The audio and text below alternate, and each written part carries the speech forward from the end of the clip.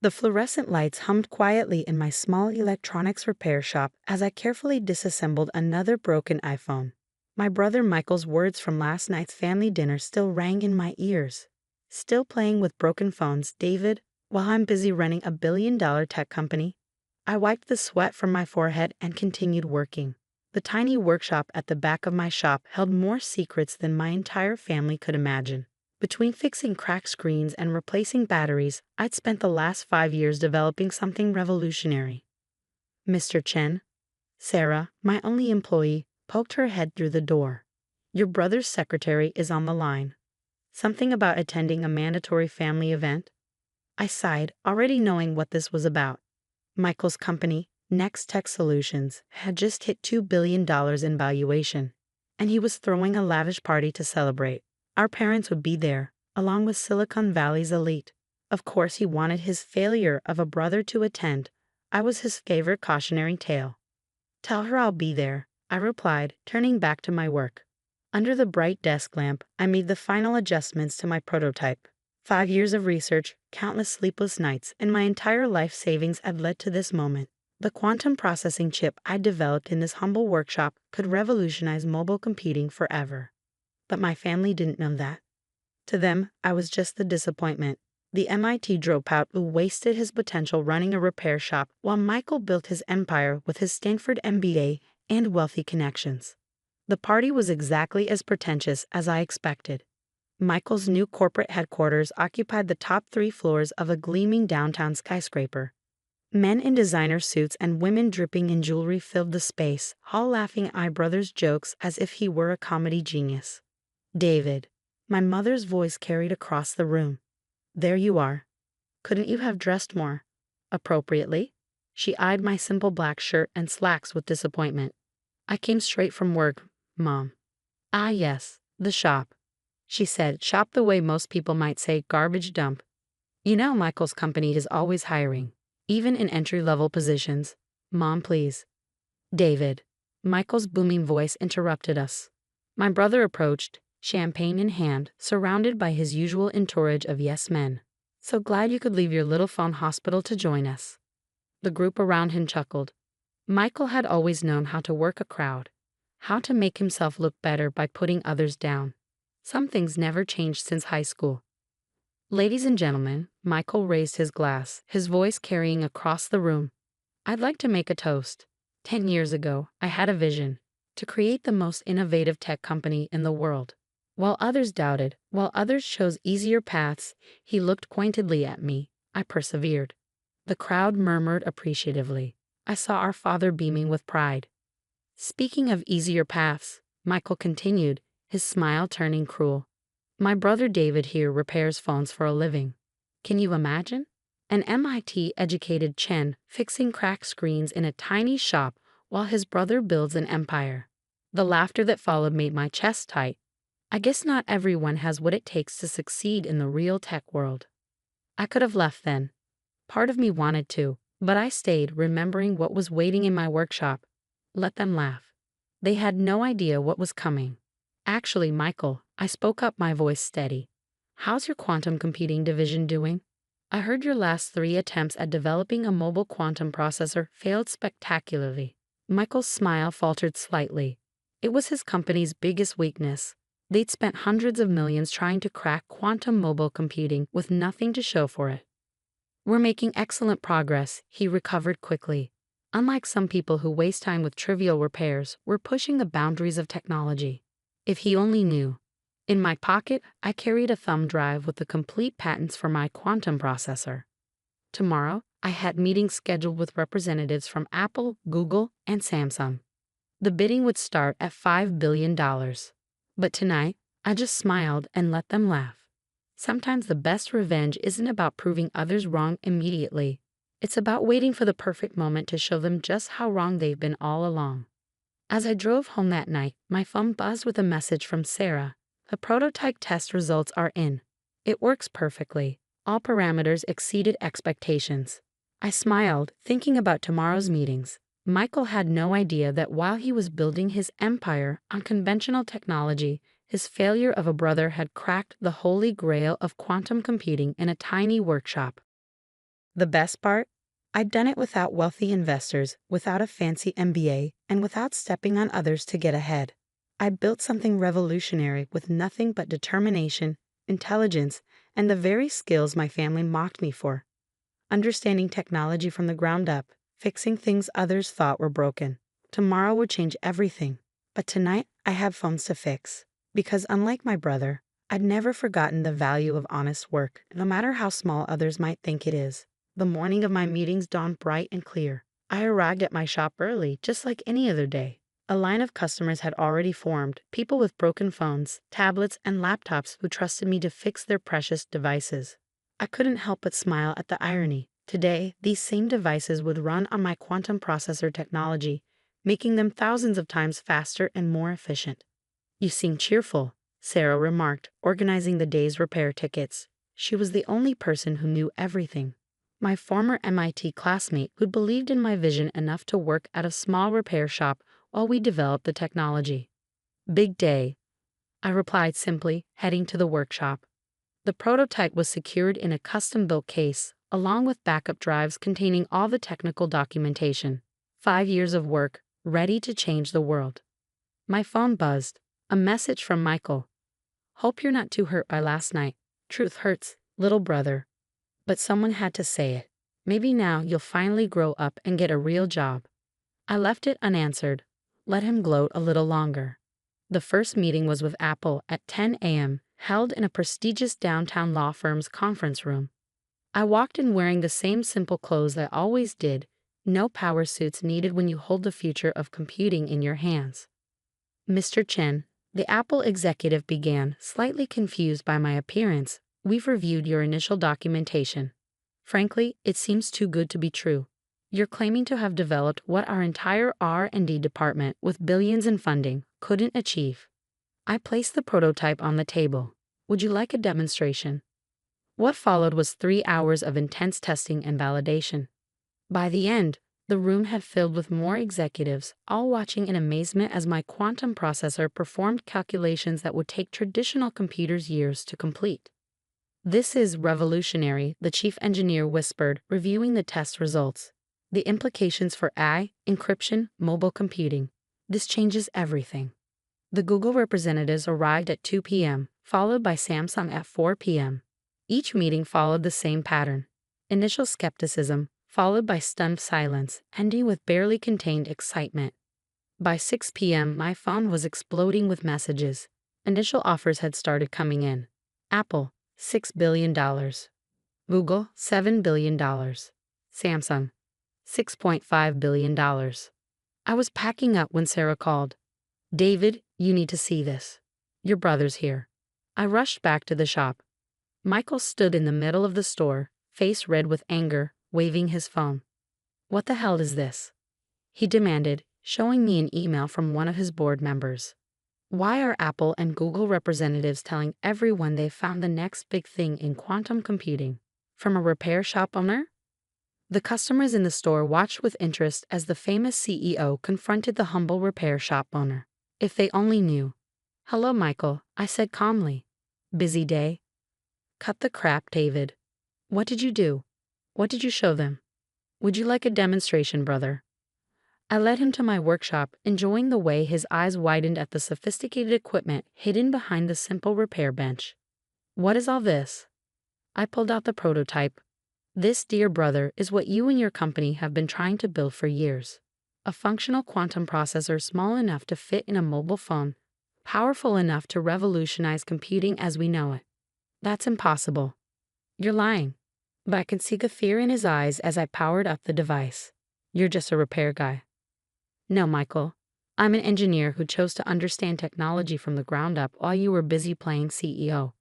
Every broken phone, every failed device taught me something. While you were hosting parties and making speeches, I was solving the quantum coherence problems your teams couldn't crack." The color drained from his face as I demonstrated the processor's capabilities. "The bidding starts at $5 billion, I added casually. "Your company's entire market value, though I hear the offers have already gone higher." "You can't do this to me," he whispered. "To the family. Nextech's entire future depends on quantum computing. Without it, we're just another tech company with outdated products." I'm not doing anything to you, Michael. I'm just showing the world what a failure of a brother can achieve. His phone buzzed continuously, board members, investors, all wanting to know how they'd missed this, how they'd let a revolutionary technology develop right under their noses in a small repair shop. We can work something out, Michael said, his arrogance replaced by desperation. A partnership. Nextech can acquire your technology. We're family after all. I thought about all the family dinners where he'd mocked me, all the times he'd belittled my work, all the years our parents had compared us. Family? I laughed softly. Last night you called me pathetic in front of hundreds of people. You've spent years telling everyone who would listen that I'm a failure. Why would I partner with someone who never believed in me? But what am I supposed to do? Our stock will tank when this news gets out. I suggest you start learning how to fix things, Michael, because your company is about to need some serious repairs. He left my shop a broken man, his perfect world crumbling around him. As the door closed behind him, Sarah emerged from the back room. That was intense, she said. Are you okay? I looked around my shop, at the devices waiting to be fixed, at the workshop where I'd built something revolutionary, at the simple life that had given me everything I needed to succeed. Never better, I replied, picking up a broken iPhone. Now let's get back to work. These phones won't fix themselves. But my phone kept buzzing with increasing offers from tech giants, and I knew that tomorrow, the world would learn that sometimes the biggest innovations come from the smallest places, and that success isn't about fancy offices and expensive suits. It's about passion, dedication, and the willingness to build something great, one repair at a time. The next morning, my small shop became the center of a media storm. Unknown repair shop owner revolutionizes computing screamed the headlines. Business reporters crowded outside, trying to get a glimpse of the genius inventor who'd outsmarted Silicon Valley's biggest players. I kept the shop open despite Sarah's protests. David, there are reporters everywhere, she argued. Plus, we've had calls from every major news network. Shouldn't we focus on that? Mrs. Parker's daughter's birthday photos are on this broken tablet, I replied, carefully working on the damaged device. That's just as important to her as quantum computing is to Apple. The bell above the door chimed. I looked up, expecting another reporter, but instead found my parents standing there. Mom's eyes were red from crying, and Dad looked like he aged 10 years overnight. David, Mom started, wringing her hands. Why didn't you tell us? All these years. Would you have believed me? I asked quietly, continuing my repair work. Every time I tried to explain my research, you changed the subject to Michael's latest achievement. We thought we were helping, Dad said, his voice uncharacteristically uncertain. Pushing you to be more like your brother. More successful, you mean? I couldn't keep the bitterness from my voice, because running a repair shop wasn't successful enough. Before they could respond, my phone buzzed. A message from one of Apple's executives. They were raising their offer to $10 billion, with a guarantee that I would retain control of the technology's development. $10 billion, Mom whispered, reading over my shoulder. Our David, a billionaire. I was worth just as much yesterday, I said, when you thought I was just fixing phones. The door chimed again. This time it was Michael, looking disheveled and desperate. Nextech stock has dropped 60% since the market opened, he announced without preamble. Our investors are pulling out. The board is calling for my resignation. Michael, not now, Mom pleaded, but he ignored her. The technology blogs are having a field day, he continued. Nextech CEO's brother solves quantum computing in repair shop. Do you have any idea what this is doing to my reputation? I carefully closed up the tablet I'd been repairing, making sure every screw was perfectly in place. Your reputation, I repeated slowly. Last night, you humiliated me in front of hundreds of people. Last week, you told our cousins' kids not to be like Uncle David unless they wanted to be losers. Last month, you forgot to invite me to Dad's birthday party because you were embarrassed by my job. I was wrong, okay? Michael exploded. Is that what you want to hear? I was wrong, and you were right. You're the genius, and I'm the fraud. Happy now? No, Michael, I'm not happy. Because you're only saying this now that you know I'm worth billions. If I failed, if my research hadn't paid off, you'd still be mocking me at parties. Sarah appeared with a stack of papers. David, The patent lawyers are here. And Google just raised their offer to 11 billion. Michael's face turned ashen. 11 billion? David, please, think about the family. Think about Nextech. We could work together, merge our companies. Sir, Sarah interrupted. There's a line of customers waiting, and Mrs. Parker needs her tablet back by noon for her daughter's birthday. I looked at my family, Mom crying silently, Dad looking lost, Michael practically begging. Then at the line of regular people waiting for their devices to be fixed. People who trusted me with their precious photos, their important documents, their daily communications. Sarah's right, I said, standing up. We have work to do. Real work, helping real people. Mom, Dad, I'll call you later. Michael, I suggest you focus on saving what's left of your company instead of trying to take over mine. But what about the reporters? The offers? The interviews? Mom stuttered. I picked up the next broken phone from the repair crew. They can wait. This gentleman needs his phone fixed so he can call his daughter overseas tonight. That matters more than any interview. You're choosing to fix phones over dealing with billion-dollar offers, Michael asked incredulously. No, I'm choosing to remember who I am and what matters. The quantum processor didn't come from endless board meetings and PowerPoint presentations. It came from understanding how things work, from fixing what's broken, from caring about the small details everyone else ignores. I turned to Sarah. Tell the patent lawyers I'll meet them after closing time. And let Mrs. Parker know her tablet will be ready in 20 minutes. As my family left the shop, I could hear the reporters outside buzzing with questions. But inside it was peaceful, just the familiar smell of electronics, the precise tools laid out on my workbench, and the satisfaction of fixing things that others had given up on. My phone buzzed again. Now Samsung had raised their offer to 12 billion. But I kept working on the broken phone in front of me, smiling as I remembered something my first electronics teacher had told me. Success isn't about how much money you make, it's about staying true to what you love, no matter what anyone else thinks. The quantum processor would change the world, yes. But here, in my small repair shop, I was already changing worlds, one fixed device at a time. 1 month later, my life had transformed in ways I never imagined. The deal with Apple had closed at $15 billion, making headlines worldwide. Repair shop revolution. How one man's vision changed computing forever. But what happened next surprised everyone, especially my family. I kept the shop open. I don't understand, Michael said during one of his increasingly frequent visits. He'd been forced to step down as CEO of Nextech, the company's value plummeting without its quantum computing prospects. You're worth billions now.